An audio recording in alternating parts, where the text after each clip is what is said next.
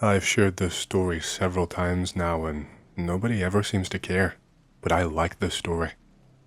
The girl who shared the story with me told the entire thing in such a nonchalant manner, like it was utterly normal. She said it was her only experience like this, but that she thought it was normal at the time. Her name is Anna. Anna is a child, only around 7 years old or so when this happened. After her parents divorced, she and her mom moved into a house by themselves. Almost immediately, weird stuff starts to happen. She was seeing shadows all around the house, hearing strange sounds, and not just footsteps either. Weird things that she couldn't really place or figure out what they were. But nothing actually major happened until Anna is taking a nap one day in her mother's bed. But she wakes up and finds that the bed is actually moving. She cries out for her mother, who comes into the room and finds the bed shaking violently. Her mother lifts Anna off of the bed, and the two of them leave the house together. Her mom calls her sister, who says that she can stay with them. After that, Anna says that she saw the Hat Man a few times. This is especially striking because when she actually told me this, she did not actually appear to know about the Hat Man. She did not even use that term, but she described it as a tall black shadow that looked like a man wearing a big sombrero. The Hat Man would appear randomly. Usually, he would be at a window looking into the house. Anna once looked out a window and saw the Hat Man standing across the street, just watching her house. Her mother saw it several times too. The experience has culminated in Anna seeing the Hat Man on the landing to the second story. She approached him, and then felt the shadow pull her and shove her down the stairs. Her mother just so happened to be ascending the stairs at that moment and witnessed the entire thing. She actually managed to catch Anna as she fell and stopped her momentum, so her injuries were not as bad as they could have been. Once again, the two of them ran out of the house, and it was decided that they would move out of there. According to her, the Hat Man actually followed them across several houses apparently, but he never did anything like that again, nothing quite that physical. I'll give you one more story before my work gets busy. This one comes from a pal who worked at a munitions facility. The place was apparently haunted, and he shared his most intense experience with me. To get started, let me pull directly from my notes. Yes, I have notes, so I don't forget these stories or mix up details and give you wrong information. I'm gonna quote some of what this guy actually said. Apparently, he said he'd seen disembodied legs walking around the facility, like literally just a pair of legs. He also said he'd heard all sorts of noises, that he'd seen full shadow people directly in his line of sight, that the shadows seemed to absorb the surrounding light, kind of like a black hole. Everything around them just went dark. With that said, here is his story as he told it to me, starting from the beginning. So, I was working at a munitions facility for the government. Lots of people have died there. If you work there and did not have a sighting of some sort, then you were actually the odd one out and really lucky. One night, me and my work friend were upstairs loading the propellant extruder with a belay of powder. We usually have it timed to a T so that we are both finished and walking out of the charging bay at the exact same time. My friend cleans the ring off while I drop the belay in. Easy money, really. But when we both turn at the same time to look behind us, we find a man standing there. He was wearing a white set of coveralls. His face looked sunken in. Just as soon as he was there, he was gone. The actual sight of him actually left me feeling almost sick, like just a really horrible, sickly feeling in my stomach. I looked at my friend, and he looked sick too. He'd become this horrible shade of pale in just 2 seconds. We both actually wasted a few charging cycles recovering from this. I felt like someone had punched me in the gut. Finally, we both went to clean up and quit for the night. We decided that we would tell the supervisor what happened, since we had to explain our production numbers. This super had been there for around 30 years. When I described the guy that we had seen, he told us that he knew the guy. He'd apparently died in an accident in Bay 3 about 17 or 18 years before. I asked this buddy of mine if he could give me the name of the company. He said it used to be called Hercules, but it has since changed hands a few times and has a different name now. Okay, this story takes place not long after I left the Navy and attempted to return to civilian life. It's an easy thing for some folks, but for me there were tribulations that complicated everything. I sort of went hobo for a few years there, wandering through various places and occasionally tracking down obscure branches of my family and spending some time with them. I had a small line of cousins in West Virginia, and this story took place there. First off, West Virginia can be absolutely gorgeous, very densely forested, lots of mountains and hills. It was amazing. I mean, it had its ugly side, sure, most of that being found in its people, but away from the cities and up in the hills, man, it's amazing. I guess the best description I can give is from a movie, like Last of the Mohicans. There were waterfalls and pretty damn majestic cliffs. The forests were just mind-boggling and so open and clear. It's weird though. For all the grandeur of the place, the locals spent their time doing the most stupid things to keep themselves entertained. Hanging out in front of the local Dairy Queen parking lot seemed to be Richwood's chief social ritual. These kids would pull up in their pickup trucks, talk shit, and smoke pot until 3 in the morning. Occasionally, there would be some half-hearted racing, usually at least a handful of fights and screwing. They had some decent pot though, I'll give them that. Homegrown stuff. Some of it skunkweed, yeah, but enough of it was noticeably nice. I was shacking up at a great aunt's place and had taken to heading down there with one of my cousins every night for the past week or so. Sure, I spent plenty of time just kind of wandering around up in the hills, but these folks at the DQ were just sort of oddly fascinating. I could tell them stories as a barter for various things, and I made a solid amount of spending cash, cigarettes, and whatever else for doing it. These guys were stupid for dares too. Some guy whose claim to fame was a high school football heroics made a name for himself one night by setting his beard on fire. I don't think he realized exactly how fast it was going to go up, or what kind of damage it was going to do in that short amount of time. But in just under a minute, he went from looking like a rugged lumberjack to a screaming chemo patient. No one gave half a shit for him either. His brothers just loaded him up in their shitty pickup and drove him down to the clinic. One night we're down there, and I have made friends with this big doofus named Winston something or other that everyone called Winnie.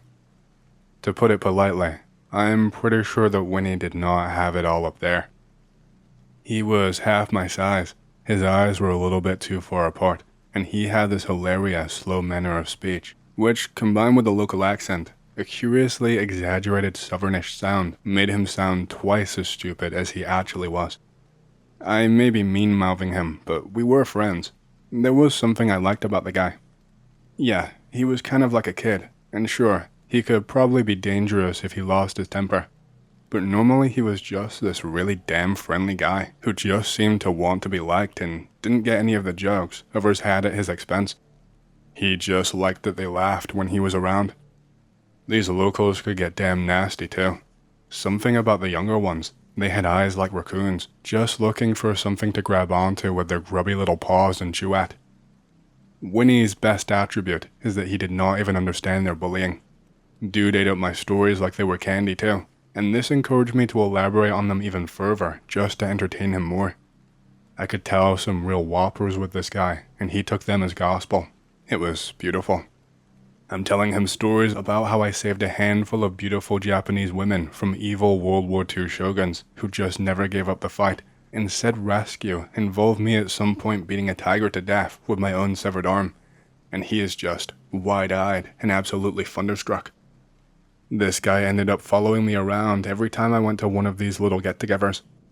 This one time, the get-together deviated from the DQ parking lot to have a bonfire out in the middle of the woods. There were sure to be some more liberties to be had out there, where the local cops could not just idly cruise by. I was eager for it, and a few of the girls gave me directions on the promise that I would either tell some more weird stories about my travels, or bring a six-pack with me.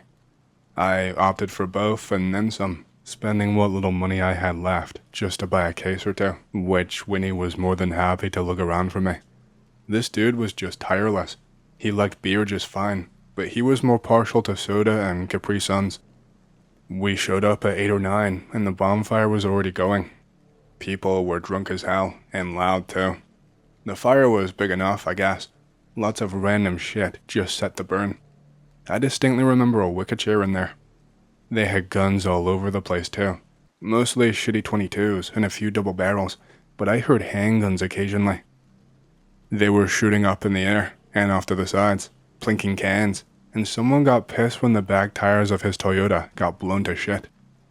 I'm not big on guns really, they bother me. That probably seems weird, but with that many drunk assholes around, and most of them armed, someone was bound to do something lethally stupid. Winnie and I got to schmoozing and being social. I had initially decided for some awful reason to see if I could get the big doofus laid. There were plenty of pretty girls thereabouts. They had this farmer's daughter thing going on that's kind of irresistible really. I dipped around enough and the girls were willing, no problem about that. I figured I'd chat one up with Winnie in tow, and maybe talk him up some, and get a kick when she drug him off behind some bushes. I find a likely pair of girls and get to talking. I'm not really drinking much, and Winnie's pretty much just been packing away the cokes. I think the girls were pretty much sober too. I think they were also on edge because of the guns and, didn't want to get smashed. So we just chatted them up for a while. Innuendos were shared, ludities dropped, and I may have pitched a horrible limerick or three. Winnie is over there being beautifully oblivious to the delicate interplay going on. One thing I'll give West Virginia girls is that when they decide that they've been sold on something, they can be pretty outright about getting to it. It's refreshing really. Throughout this, I've been chatting Winnie up pretty solid, talking about how my cousin had a flat a few days ago, and the big galoot damn near picked up the whole first half of the car and whatnot. The blonde girl is swaying on her feet and giving him some come-hither looks. I nudge Winnie and pull him off to the side and give him some basic rules of engagement. Now I know I was harping on about how dumb this guy was, but he caught on pretty fast after I laid it all out for him. So the girl takes him by the hand and leads him out of the firelight off to some dark corner of the woods. And I take my girl off to some high rocks on the far side. I will not go into details. I am thoroughly enjoying myself when I get a poke between my shoulder blades. Now, I am in sort of a state that may be called involved, and I don't notice it the first time. The poke comes again now, a bit more insistent and forceful, and I'm a bit like, what the hell? The girl I'm with, her eyes damn near bug out of her head, and she grabs her top and hissed out, "Oh, for the love of Jesus." It's Winnie, and he had this morose look on his face, completely unashamed of having completely interrupted me. He's like, "She done gone run off on me, what do I do?" That's what he said. I'm looking at him for a moment, and the girl I'm with takes this time to make herself scarce. I take a big sigh and look up at him while I'm getting my effects in order, and I ask him, "What are you talking about, Winnie? What happened?" "She done run off into the woods before we did anything. She ain't there no more. What do I do?" "Did you grab her rough or do anything?" "No, I was being real gentle like. She said it was okay. She led me away for a little while and then she just went." "And then she just got up and left?" "Yeah." "Before anything happened?" "Yeah." "Well, shit."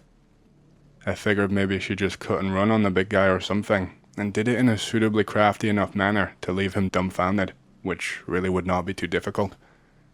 I calm him down, and figure that we might as well chase after and see what's up. I wasn't wanting to make a scene or anything, just make sure the guy hadn't done anything wrong, or that she was scared or hurt or felt threatened or whatever.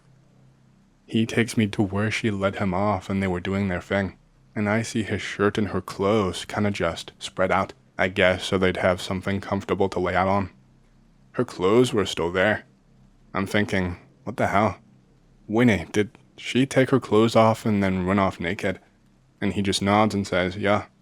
I'm having a think, and ask him which direction she'd go and run off to, 'cause it sure as hell was not back to camp.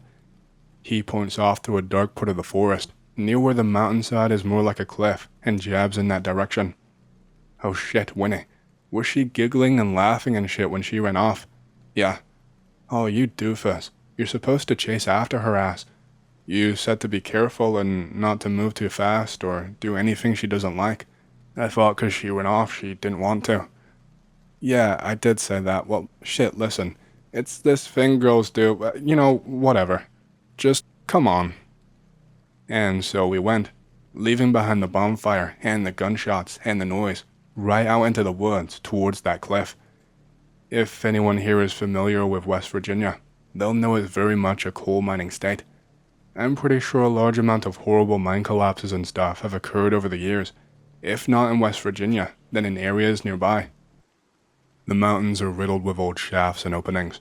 A few times while I was out wandering, I've almost stumbled right into a vent or a shaft that was all overgrown. I was not too surprised then when we came to a half-collapsed mine entrance on the other side of that cliff. I'm feeling a little bit queasy, but I figured the stupid thing probably ran her ass in there for some privacy. Winnie's got some kind of a blank look on his face at the moment and is not offering any insightful observations. I did not have much on me but a lighter, having given my trusty old little flashlight away to a friend before I left the service, so I light it up and head on in. I figure that she can't have gone too far in, right? It's dark as hell. Surely she wouldn't want to hide in there for this long. We get a couple of feet inside and sure enough, just at the edge of the little circle of light that my fire is making, I can see for a second a curve of pale fire. She giggles and moves off deeper into the darkness. I'm thinking, God damn it, the drunk ass is still playing her games and is likely more than not to get herself killed. I holler at her and we keep going. I'm like, listen, lady, look, enough games. Come on now, let's head back up. This shit is unsafe, you hear me? This thing could collapse and you could easily die. All I get in answer is a stupid flirty giggle, a brief glimpse of her body, and maybe a shoulder, and she goes deeper in. I'm starting to get a little bit pissed off. I was having fun, and now we have to play games with some hillbilly who was probably drunk off of her ass in an abandoned mine, of which there were hundreds up in these hills. If something went wrong, the chances of us being found were nil, especially since the locals did not tell the cops shit about what they were up to out here. I keep going, and we turn a corner, and then turn another one. I keep going down, chasing this woman who's just giggling the whole way. Winnie stumbles a few times on the old rusted tracks that were splayed out every which way, and gets to complaining that it's stuffy and smells really bad in here. I'm about to whip into him when I realize something. He's right, it does smell really damn bad in here. At first I accounted it was due to trash and old condoms and shit, but we'd long since gone past that point. There was not anything down this far except for rocks and dust. Bat shit, maybe? No. Guano smells different. Makes your eyes water. This smelled like that shit you get in the back of your throat when you've had strep. Those weird, grungy yellow nuggets of congealed mucus that when coughed out smelled like horrendous, rotten ass. It smelled exactly like that. Meanwhile, the flirting ninja is still dancing out of my flickering little light, which is starting to sputter and has gone out 2 or 3 times by now. It's also hot as shit in here. The feeling comes in, slow and powerful. I can feel the hairs on the back of my neck go up, and I hear a whisper right in my ear, whispering my name. I stop, and Winnie bumps into me. I turn over and look at him, and he's still got that blank look on his face. Winnie is muttering something, and I just snort back a laugh and give him a solid look. I tell him that we need to get ourselves out of here, that the girl is going to get us killed. But he tells me, we can't just leave her to get hurt down here. He's looking concerned now, and it's a genuine concern, which is pretty awesome. I'm trying to remember how long we've been chasing this girl, how many turns we've made. It's more than 3, and hell, my ring of light does not do much. How many side passages had we passed that I had not seen? Oh, fuck me. This place is a damn maze, and all I have to get us out of here is a Bic lighter that is currently burning the shit out of my thumb, and she is still giggling right over there, a stone's throw away.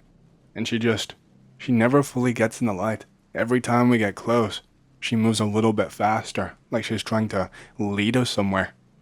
I start pushing Winnie backwards and say, come on, big guy, she'll follow us out. Let's get back up topside. This place just smells wrong.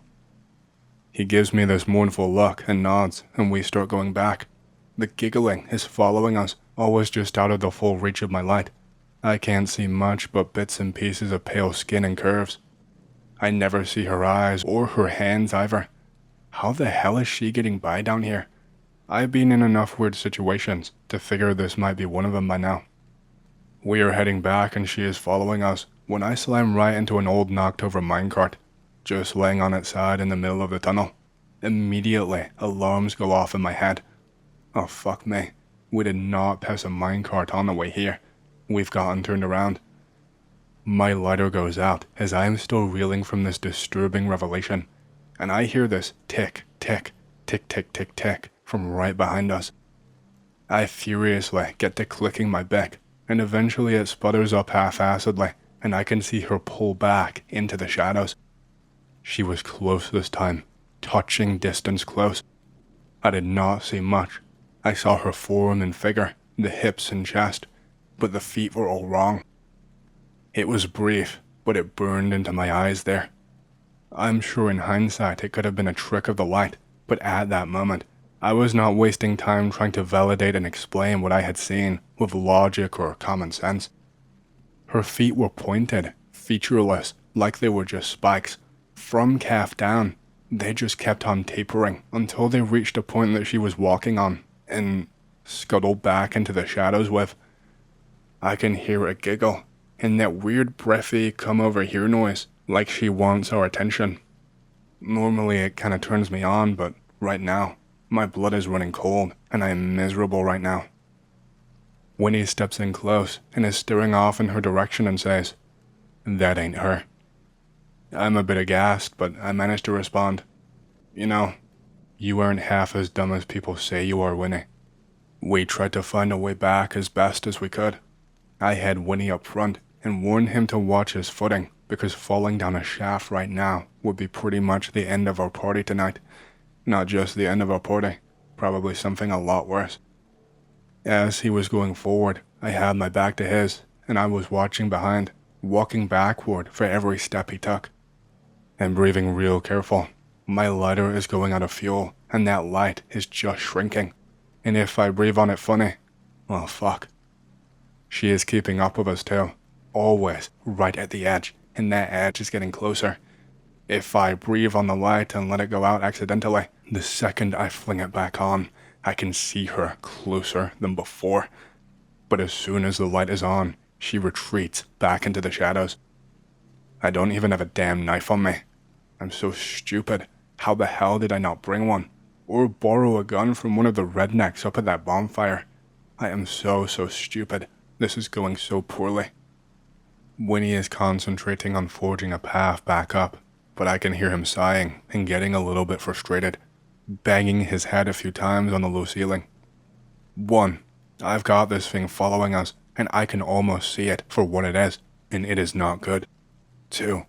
I'm really hoping Winnie does not lose his temper and go apeshit with me right next to him. Then I hear the damnedest thing. In between her tick-tick-tick steps, I can hear a kind of far-off tapping. It's ringing metal on metal, tap, tap, tap, real regular like. Winnie immediately sort of hones in on that noise, zones out, and starts moving towards it. I got taps in one direction and ticks in another. Tick, tick, tick. I see her hands occasionally now. Her hands are the exact same way. Oh damn it. She has the same tapering points on her arms as on her legs, and I can just about see her face. It's smiling. I can just see a faint smile, but it's all wrong, all out of proportion. Her eyes are spread far apart, and her nose is flat. She looks nothing like she did when I saw her lead Winnie off, and I still have no idea where we are. I've just given up on figuring out a way to get out of here, and leaving it all to Winnie. He just keeps going, and I'm trying to find something to burn so I can keep the light up. This light is the only thing we have going for us. If we lose it, then we are done. I'm searching my pockets for a paper or something. I managed to find the receipt for the beer that we bought earlier, and I light that shit up. There is a brief small flare of light, and I see this thing kind of bounce back into the dark and go up the side like gravity does not matter at all to her, kind of like a spider. moving weirdly now, like she's not even pretending to be human anymore. That tapping is still calling to Winnie, and my light is pretty much dead.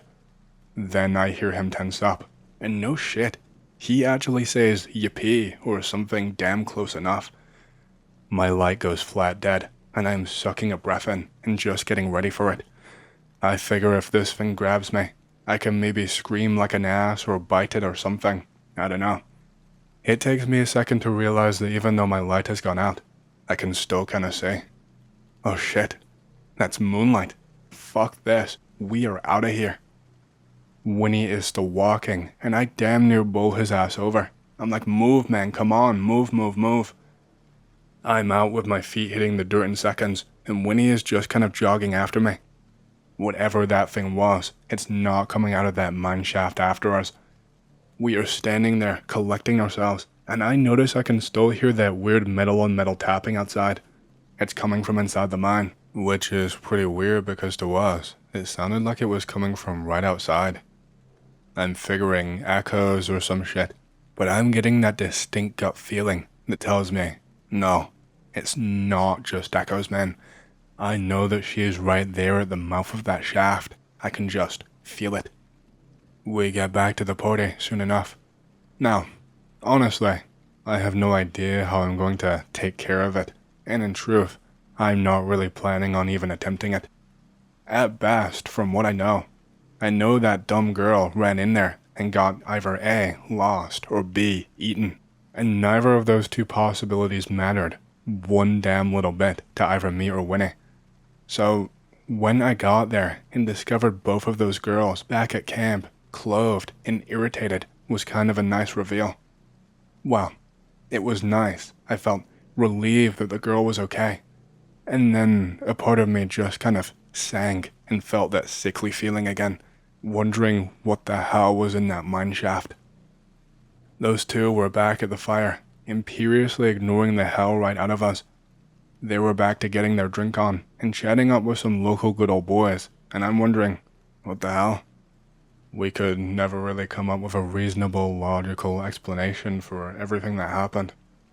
I actually asked her. It took a while because, like I said, she was pissed at us, so didn't even want to talk. And when I told her parts of the story, not everything, she got really mad. Told me she'd never even known about the fucking mine, what was in it or what that weird knocking sound was. Told me I was being an idiot and making up bullshit excuses. And yeah, there you go. That is my story. I still don't know what that was or what happened. Okay, so reading spooky stories on here made me remember a childhood memory of mine. This is my first ever attempt at telling a story, so don't judge me too harshly. I was around 8 or 9 years old when this happened. I was just a good, wholesome Christian boy. I liked talking about ghosts and watching scary videos at school, just a little bit, but nothing beyond that. I was just a normal kid. So I was doing paper deliveries with my mom. My dad and my brother are helping, because my mom had a lot of magazines to deliver. So we would split up and deliver them across regular suburbia. So I'm walking on my own, delivering these papers. There is this one house, kind of messed up looking. It's a lower middle class area, so that's to be expected. It kind of looks like a crack house, if I'm being honest. While walking past, the first thing I notice is that the windows are blocked, and there is a huge tree stump in the front yard, like a 1.5 meter wide stump. That is when I see him. I see a shadow man, just fully made up of shadow. He is holding an axe and chopping up and down on the tree stump. He's making slow motions up and down with the axe, and then he slowly looks at me. His eyes do not move, it's just that his head turns. He doesn't have any eyes, by the way. He has no facial features, it's just block shadow, and this block shadow head turns towards me. I'm in an utter state of shock, but I'm still in a walking motion. A tree husk blocks my vision of the shadow man, which I had eyes locked on, in disbelief. I quickly look on the other side of the tree, and he is suddenly gone. I instantly sprinted to my mom and my dad, and I almost screamed to them what happened. I could tell that they believed me, but they did not want to take me seriously for the sake of things, so they just humbly laughed it off. This was my only experience with anything ghostly, but I remember it still and clearly. Funnily enough, my dad and I drove past the area recently, and he jokingly said, "Hey, this is the place you saw that ghost." I replied, "Yeah, haha, that was real though."